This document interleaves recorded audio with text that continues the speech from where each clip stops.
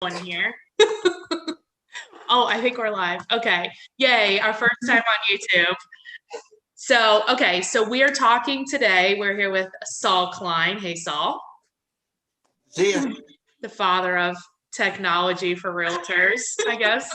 And I think we're live. Well, thanks. I think I'm older than that. That's okay. I think it's now. So we are talking today. We're here with and Rachel Reel, broker in Chicago. Hey, Rachel. Hey, everybody. What's up? Okay, so let's talk about this story. So, is national reciprocity for agents a good idea? So I'd like to say, first of all, where that idea came from, and we've talked about this before, is that on July 9th, the president signed an executive order. And it had many things. And we've actually talked about one of the items in that order has to do with antitrust. Well, right. Bernice Ross, in an article in Inman, she pulled out a specific point that has to do with, it ended up being about the possibility of reciprocity. Right. But it's really who regulates licensing and and she added then the educational components behind licensing. And is the federal government getting ready to eliminate, right? That was that one piece that she pulled out. Right. And so you want to talk about just that piece? I have it's interesting that, and you might remember this, Rachel, that people have been talking about licensing being really a state monopoly for years. What happens is you go get your license, and people in real estate will complain that they don't learn anything in the licensing. I disagree, but they'll complain they don't learn anything in the licensing class that they use. We actually did a whole podcast, but they still have to do it. They still have to pay it. And really, when they get the license, it's a monopoly.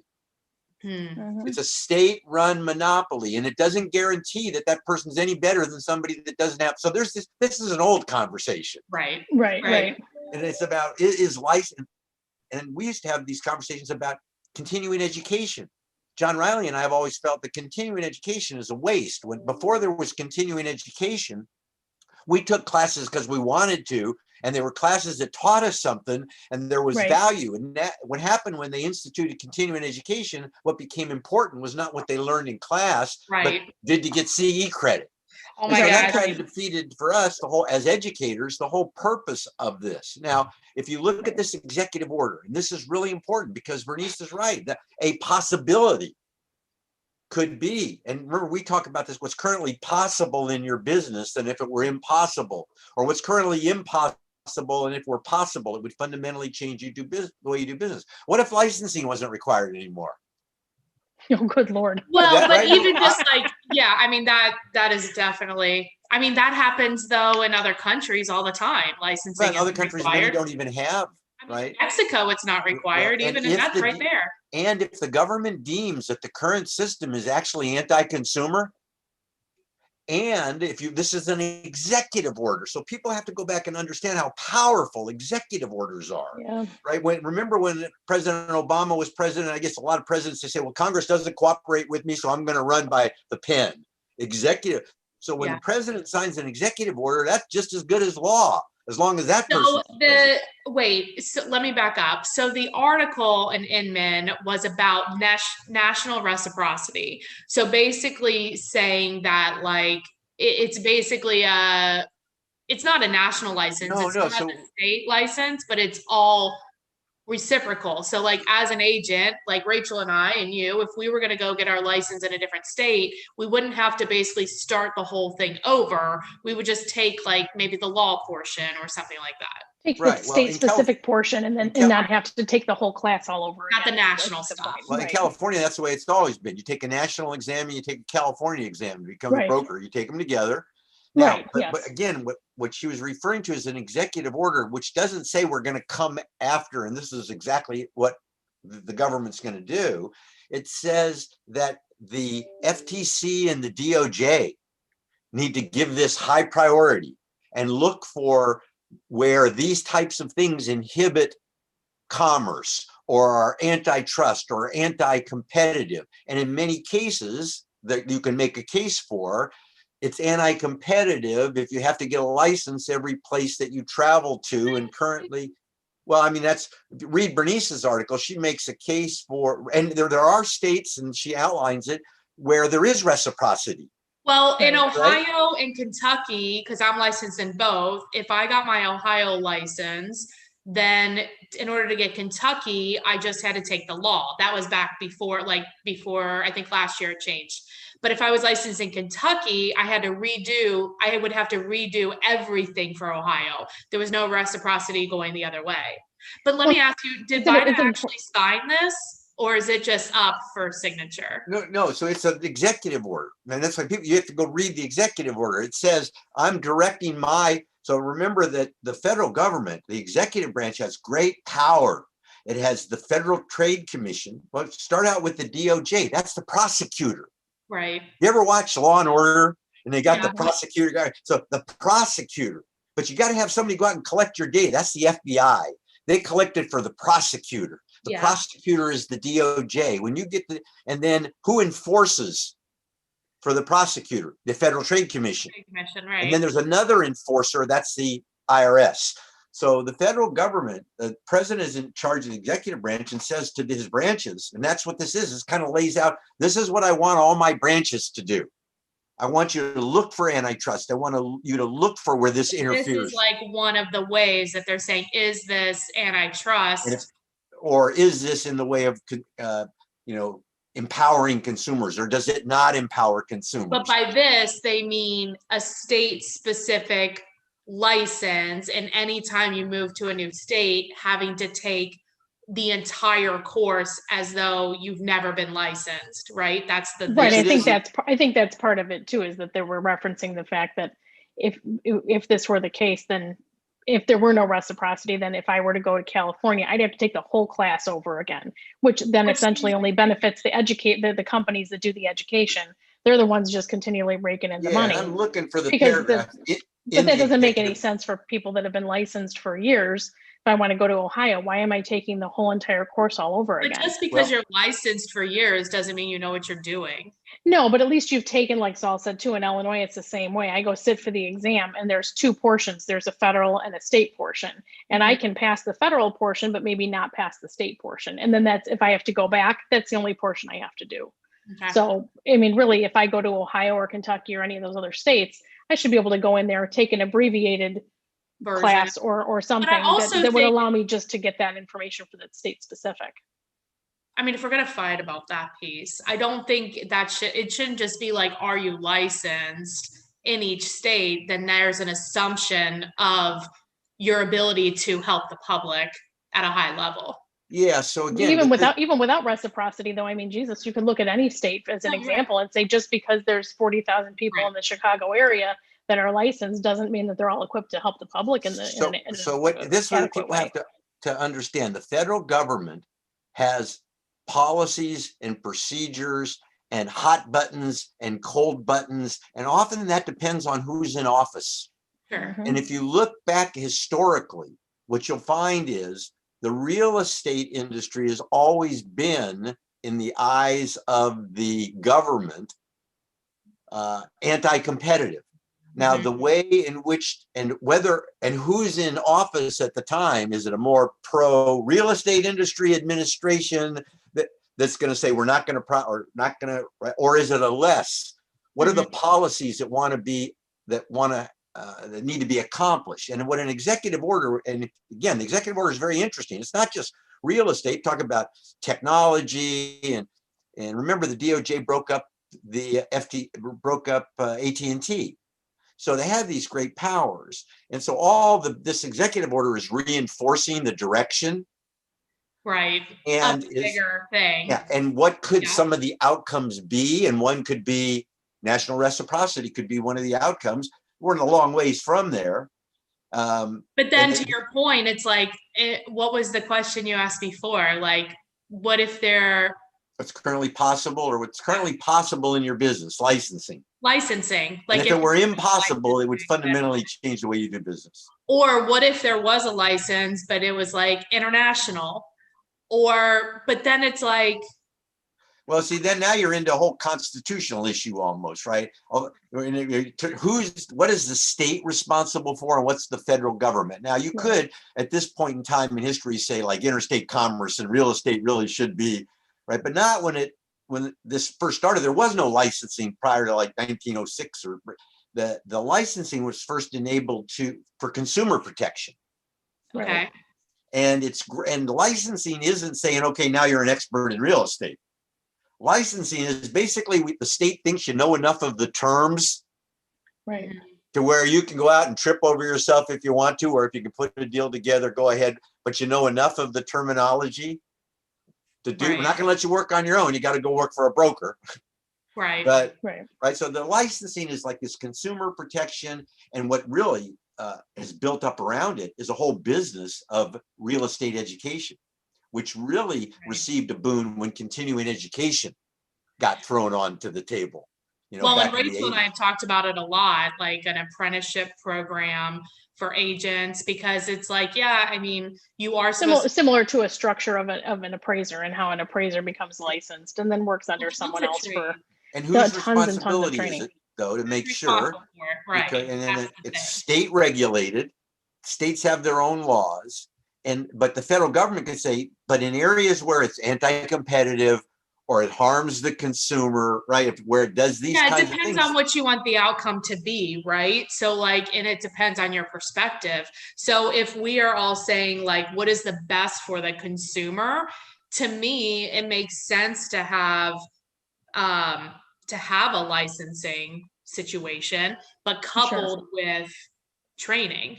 But then to your point, Saul, who's responsible for that? And I think we've had the brokers be responsible for it. Well, we've had ourselves be responsible for it under the guise of like the broker, but it's not, how do we judge if it's working or not? Well, first of all, anything like that you do is setting up a state monopoly. Doesn't matter how you're saying you can't go into business in this area unless you do these things and pay these fees to the state. Right. And then part of that money that goes to the state, you can still buy and sell. You can wholesale. You can do for sale by owner. Yeah, there are things where you really get close to the line. In California, it's like 8 or more, or 5 or more. There are certain things where if you do it as a principal, but even if you go beyond some number as a principal, you probably need to be licensed to do it, right? So there are fringe ways to do it, but by and large, most people go ahead and get a real estate license, and that's getting the barrier to entry is so low, and then does that diminish the value of having it? It's kind of like the cab medallions in New York. Remember, the cab medallion cost like $500,000 or something because they only do. It's a monopoly. Oh. Right. So, but the state, they say, we'll let as many people get licenses can pass the exam because we charge an exam fee. And we charge an annual licensing fee, and we can pull some money out and set that up for a recovery fund. So if consumers are harmed, there's all kinds of good pieces to this. It's regulatory. It's done. The states control it. So now when we go back to this, should there be reciprocity? Nationally, maybe it depends. Maybe there should be reciprocity between Miami and New York, because a lot of people that worked in New York, at least the people I knew years ago, retired in Miami, right? And so, so there might be some changes so much, though, right? I don't know, but maybe there are more natural reciprocities. Right. That makes sense. Like New York and New Jersey, or like Ohio and Kentucky. Well, and it's funny because when you talk about reciprocity in Illinois has reciprocity with a state like Florida, but we don't have it with Wisconsin and Indiana, which are super close to. I mean, I could get in the car and drive less than an hour to Wisconsin or Indiana, but we don't have licensed reciprocity for those. It'd be interesting to see how many people that you deal with buy in Florida as opposed to Indiana, and if the number is. Then say, why is it this way? Well, and it's funny now, especially with COVID and the aftermath of that, and Illinois being the state that it is, we have a lot of people now leaving Illinois and going just over the border in both of those states because the cost of living is less, the taxes are less, all that stuff is less. Here's the reason, because the people in Indiana don't want the people from Illinois just coming across the border and selling real estate in their territory. And actually, there's a lot of truth to that, which gets to the antitrust issues. And licensing being a monopoly, and you can see there's reasons that this stuff kind of worked its way into being the way we do things today. Do you think overall it's a good or a bad idea, national reciprocity? I think you should Like, have to learn how to personally. sell real estate in the state where you do business. Even though state is an arbitrary thing, right? So you think That's California. Right? It's just like they put these boundaries there. they made and it they say, up, man. huh? They made it up. I know it's just boundaries, but But don't you think that like the world is more going towards like borderless? So as the world like goes towards that, you have a whole host of issues that are going to come up about like taxes and this type of licensing and all this. maybe, but I'm not sure I trust the decisions to a larger body or to matter of fact, when it comes to real estate, I prefer the decisions to be more local. So Absolutely. then what about a smaller one instead of by state? What if it's by county by county or county or however the state is organized? Once again, it's a monopoly. You're granting someone a monopoly to do business. If that's the best way to do things, and by county, because California is a huge state, right? And it's like, well, I could sell real estate anywhere in California. I'm licensed to sell real estate anywhere in California. Would I? I wouldn't. But I'm licensed to. It's completely different if I go from the suburbs of Chicago to the city of Chicago. There's completely different contracts, different boards, different everything. I don't even like to do business in that area. Yeah. So what's the intention of these laws, and are they accomplishing what their intentions are? Exactly. And that's the whole point. Like, what is the perspective of, and then what do we want the outcome to be? And then it depends on who you are, I think. It depends on who you are. Are you the agent or are you the company? There's got to be a fine balance somewhere. Or are you an educator? Right. Are you a broker? Right? Are you a title company? Are you a lender? All these people that are stakeholders in real estate. And what this executive order is saying, and it says, here's what my administration believes. And we're going to use the full force of government to make sure that this is how these things work. And then you can tie that to the decision of the DOJ to back out of the stipulated proposed stipulation with NAR, because this is a much broader stroke. The executive order by the president. And again, it doesn't so like what happens from here? So like we have the article, we're having the conversation, but like what? I would say the first thing people need to do is go read, and you can put the link up, read the executive order. Okay. Understand what the executive order says. And basically it's a direction to the executive branch. Okay. Which has, there's legislative law and there's administrative law. And so lots of times when Congress passes a law, they have no idea how it's going to be implemented. It used to be that Congress would work out the details, but they're lazy. They don't do that at all anymore. They pass a law and they shift it to the administrative side of the government, and the federal government then write policies and procedures around what they believe the law should be. And their policies and procedures take precedence. Right. And so and it's based on how they feel it should work. And when you get a new administration, they might say, you know what?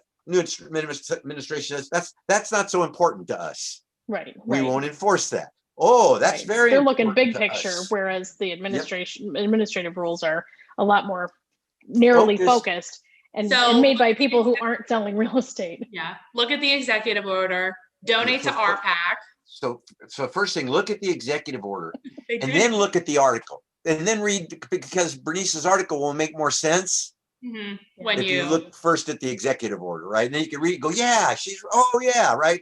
And I'll put the links in. Right, then you can reference. And then I certainly believe that people should contribute to RPAC, because if we ever needed a voice in Congress as people who are interested in real estate, we need it now. So the goal of RPAC is to have our best interest as real estate agents and the consumer of our services. They have our best interest. Well, we hope so.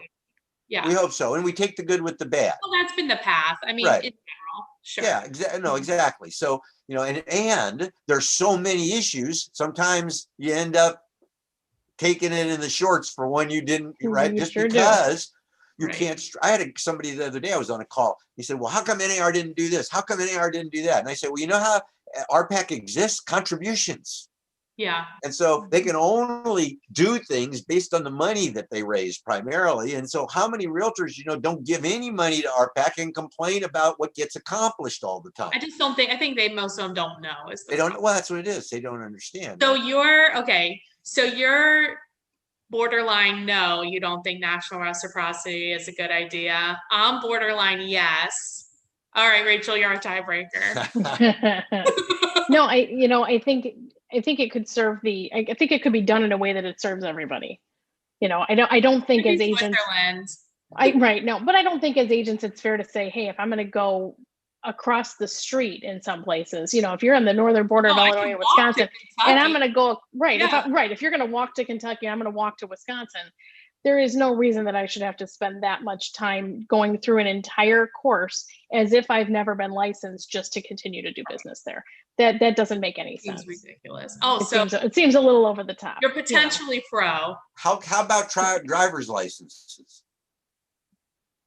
Should there be is there driver's license reciprocity? I guess there is, huh? It's it's actually international reciprocity. Is it? Yeah, because when I traveled, you can go to AAA and you show them your driver's license, and then I had an international driver's license. Really? Mm-hmm. And I drove a scooter in Thailand. Look at you. Anyway, so it can be done. So, interesting, huh? But is it in the best interest of whose best interest? It's not in the best interest of the people in Thailand for me to be driving on the wrong side. There you go. They didn't care about people's safety. They just wanted to get the fee from you. The fee for you getting the scooter to drive around Thailand. Exactly. Right. Well, Saul, if people wanted to get a hold of you, they wanted to learn more, you're a fountain of information. What is the best way to get a hold of you? Saul at bettercallsaul.realtor, or they can find me on Facebook, or the Data Advocate is just about there, I think. Oh, so close. I'm writing pieces on it every day now. Yes. The world is changing. That's the one thing this article points out, is that the world is really changing in ways people haven't thought about before. Yeah, that's scary. We'll have to talk. We're definitely going to talk about that in upcoming Better Call Sauls. And Rachel, if people have a referral in Chicago or have a question for you, what's the best way to get hold of you? Absolutely. The best way to reach me is by cell phone at 630-542-8688. Awesome. And I'm Jennifer Murtland in Ohio and Kentucky, 513-400-1691.